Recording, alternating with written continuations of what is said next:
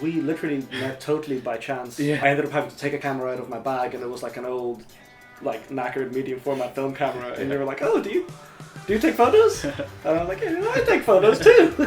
I wanted to get into making some sort of printed object, and also the idea of working together with Irish photographers, and we went and got a very fruitful coffee together.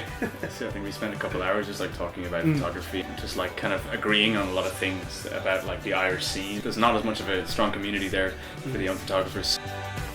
We kind of decided like let's make this happen now. And when you see something like our dummy that we just got back, it all becomes worth it. Like that kind of that 12-hour day we did on my voice just cracked when I said that.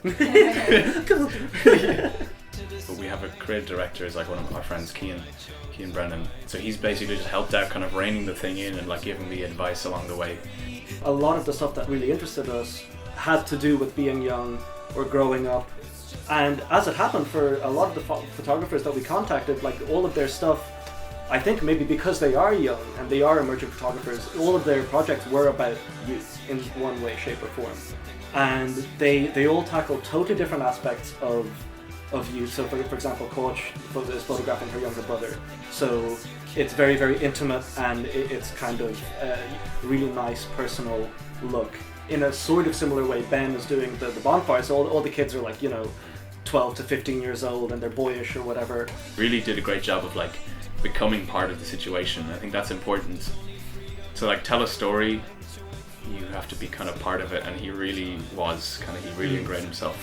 Myself and Mark are looking more at people kind of our own age. He's providing like a really, really cool documentary thing looking at people growing up in Dublin kind of at the time of the recession and that sort of stuff.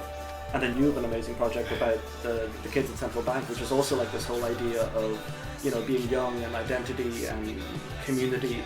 There's one theme, and it's being attacked lots of different ways, lots of different visual styles, color, black and white. Everything from abstract narrative to very obvious narrative.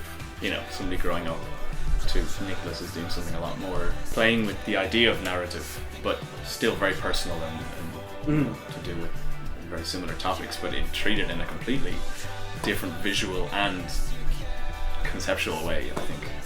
I think the issue is kind of a love letter to Dublin and Ireland as well. People talk about our generation and the whole generation emigration thing, and I think sometimes we get a bad rap because we're seen as these kind of selfish people who just leave.